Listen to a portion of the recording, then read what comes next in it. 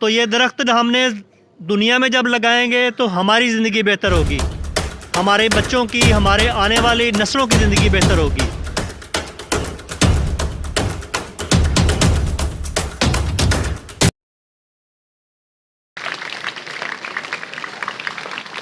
بسم اللہ الرحمن الرحیم۔ عزیز طلبہ کرام، جیسا کہ آپ نے ہمیں بتایا کہ زندگی کے لیے سبزہ اور درخت ضروری ہے، اس کے علاوہ بھی ایک فائدہ اللہ تعالیٰ نے ہمیں بتایا ہے کہ جو اس زمین کو سرسبز کرے گا اور خوشبودار کرے گا، یعنی اس کے اوپر درخت اور پودے لگائے گا،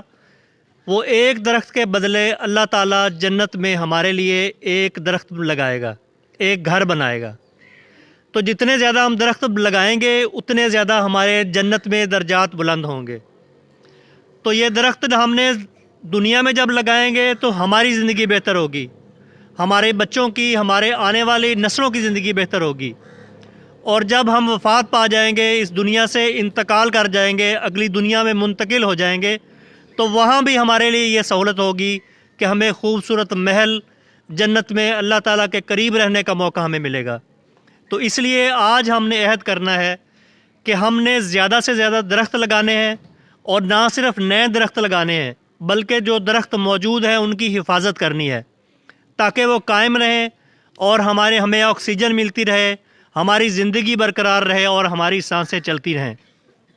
ہمارے درمیان ایک ایسی شخصیت محترم غلام رسول پاکستانی صاحب موجود ہیں کہ جو اس مشن کو لے کر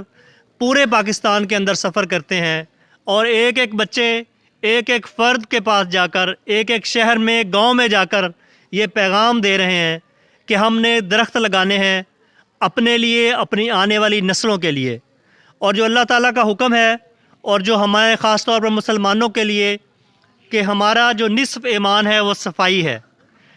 اس نصف ایمان کو قائم رکھنے کے لیے اور بچانے کے لیے صفائی کا پیغام دے رہے ہیں۔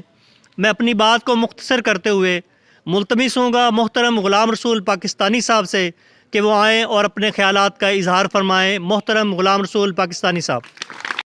جی ویورز، اگر آپ نے ابھی تک ہمارا چینل سبسکرائب نہیں کیا تو سبسکرائب کیجیے اور ساتھ میں دیے گئے گھنٹی کے بٹن کو ضرور دبائیے تاکہ اپڈیٹس آپ کو باقاعدگی سے ملتی رہیں۔